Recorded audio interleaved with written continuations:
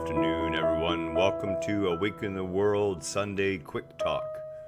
4 techniques to align yourself with the truth of your being. Today, of course, is Sunday, March 24th. It is pretty much 1 p.m. Pacific Standard Time, and you are here live on the Awaken the World YouTube channel with myself, Garhen Avalokiteshvara. And I left that up there because I need to learn how to say my last name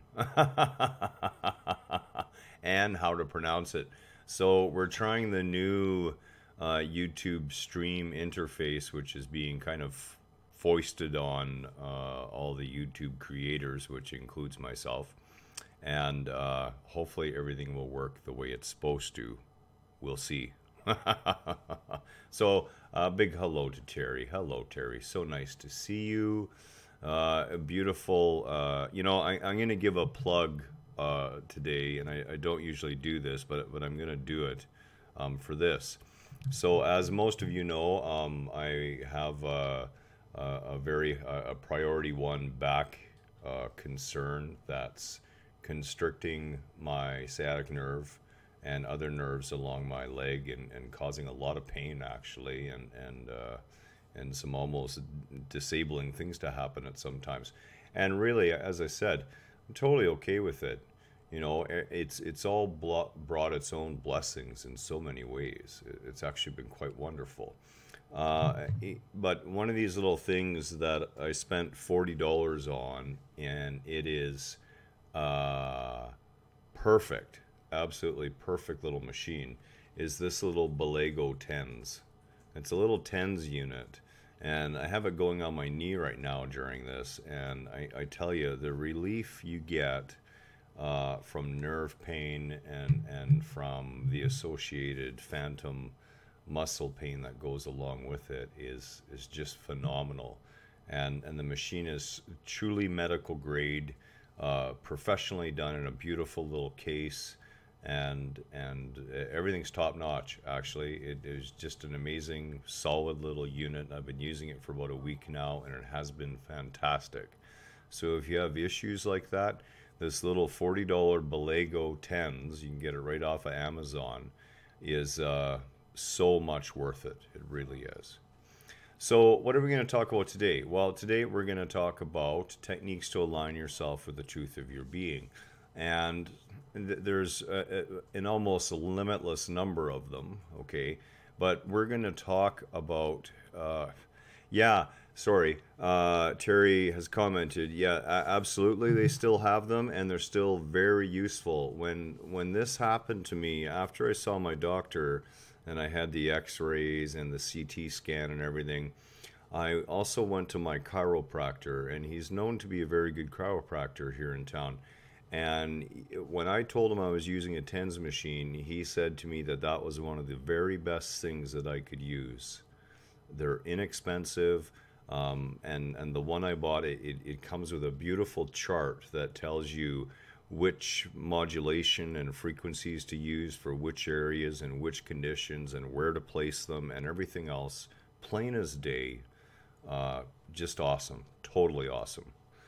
And pretty much a sort of an acupuncture in a box. Absolutely. Many things, not just acupuncture, massage, stimulation, the whole bit. So getting back to the meat of our discussion today, and since it's Sunday, our quick talk's going to be a little longer than just a quick, although quick, all depends on your definition. 4 billion years isn't really that long of a time in universal standards. We're certainly not going to talk that long. So technique number 1, and I'm going to keep coming back to this technique over and over and over again. Meditation, meditation, meditation, meditation, meditation, meditation, meditation. Technique number 1 is meditation. And, we want to watch our meditation and be careful because, I found that a lot of people have allowed their meditation to degenerate into a thought session where they shift around for half an hour and engage in a lot of thought. a lot of daydreaming. Now, that's okay as far as it certainly is less stressful and more relaxing than, everyday life can be a lot of times. But what we really get down to here is the meat of meditation. And what that is to sit with oneself and to become aware of what arises and allow it to simply pass by over and over and over again until we learn to see indeed that we are not the ones generating these thoughts, that these thoughts are not coming from us. We are not intending the thought. Even when we intend an idea to think about, the thoughts, most of them, don't come from us. And this sitting in meditation allows one to become aware of this. And when one becomes aware of this thought stream, of course, they learn to simply turn away from the thought stream, to no longer allow it to be the center point and focal point of attention. And of course, over time, it simply fades off into the background. And you use it when necessary. You use it when needed. You use it when it serves you. But otherwise, you maintain a deep inner peace and stillness of being and connectivity within that. So technique number one, always meditation. Now, meditation, I always say to people, you don't have to do it 20 minutes, half an hour every day. I mean, we kind of like our half-hour sessions. But meditation can be as simple as taking 3 or 4 intended breaths, watching and taking 3 or 4 natural intended breaths, just watching the breath, watching as you inhale, watching as you exhale, being totally present and bringing yourself back to that presence over and over and over again during the day. That is a form of meditation. 2 minutes in an elevator when you're riding up an escalator, watching your breath, focusing on the stillness within you, feeling the aliveness of your being. This will serve you more than almost anything else will. So I will always put this at the top of the list. So technique number 2, and this is one that has to do with, starting to play with our ego a bit, starting to understand that yes, we can change the way we think. We have control over it. It does not control us. And number 2 is the best game of all, and it's called the non-judgment game. And this is one of the very best ways to get into alignment with the truth of not only your existence, but of existence, period. And that is for 1 hour first, and then 2 hours, and then 4 hours, and then an entire day, practice the art of non-judgment. Refuse to judge anything. As soon as your mind starts up on something and wants to start judging it, for example, you wake up in the morning and you expected it to be sunny out and it's pouring rain, and those thoughts start streaming in. Oh, I wanted to do this outside and it's so miserable out. You cut those right off and you say, no, I refuse to judge it. It's simply raining. That's it. That's technique number 2. Practice that technique. Learn to expand the timeline until you can leave judgment behind you, and you will find that a lot of the noise, a lot of the thoughts in your head are going to evaporate, because a lot of those thoughts are wrapped up in judgment. I want to talk about the third technique to align yourself with the truth of your being, and this one sort of falls in line with judgment, and it is another one of these really great techniques that you can use. Practice seeing yourself in everyone. And what I mean by that is when you run into someone who you would see who's at perhaps a lower level of conscious awareness than you are, still operating unconsciously, that first you're able to practice non-judgment. And then you're able to see them as yourself. To see them as yourself when you had that level of consciousness, when you operated out of that state of awareness. And then to act accordingly, to act as you would act towards a less conscious version of yourself. And of course, because you love yourself, you're going to want to do the very best thing for that version of yourself at that lower level of consciousness. You're going to want to serve them in the best way because you see them as you. And if you were to see you at that level of consciousness, you would do everything you could to offer them a doorway to a higher state of consciousness, to help ease their suffering. This is a powerful and profound practice that not only will help you in your own spiritual growth and accelerate your own awakening, but it also aligns you precisely with the truth of your existence. The realization that everyone is you and you are everyone.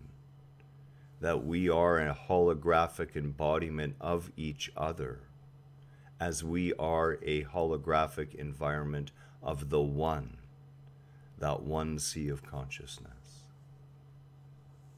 The fourth and final technique is gratitude. And, you know, as I've said before, it's very convenient for us to wake up in the morning and see the sunshine and say, I'm grateful for the sun. And I'm not saying there's anything wrong with that. It's also convenient to say I'm grateful I can see the sun, that I have eyes. There's nothing wrong with that either. But we tend to fall into a pattern, ego, you know, because of our ego, right? And it's very subtle, that we are grateful for whatever things that we like. But rarely do we pay attention to and become grateful for the things that we don't like. And of course, like and don't like are a judgment.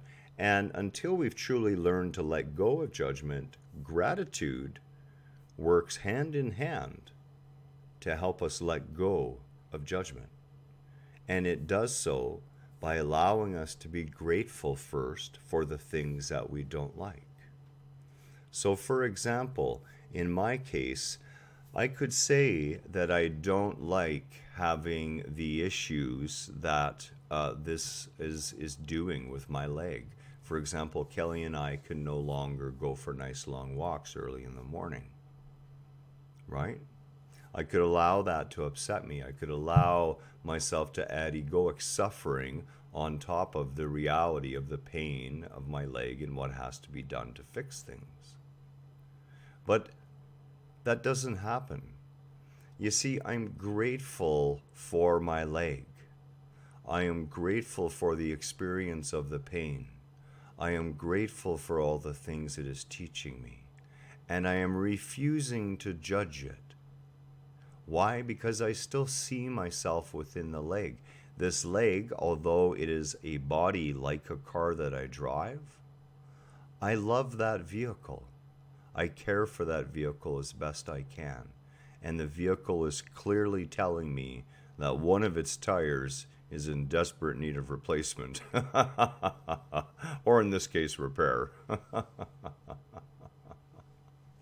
The point being, in gratitude for my leg and allowing myself to still love my leg, I move to a place of non-judgment, naturally. I love the leg. I send positive vibrations, positive energy into the leg, not negative energy of not wanting and frustration. That's it, that's all. 4 techniques to align yourself with the truth of your being. Practice these techniques every day. Make these techniques the focus of your existence. You know, I'll tell you a brief story since we have a little bit of time here. When Kelly and I first got together, I said there was only two conditions of our relationship. One was openness and honesty, which I classify basically as the same thing. And two was communication. But I went one step further and I said, and as far as the focus of our relationship goes, are you willing to enter into a relationship where the focus is consciously growing together in awakening? The purpose of our existence being to use each other as tools lovingly to help further awaken ourselves and awaken those around us, to make that our purpose, to make that our daily goal, first and foremost. And that included yoga and meditation. And you know, that was 4.5 years ago now.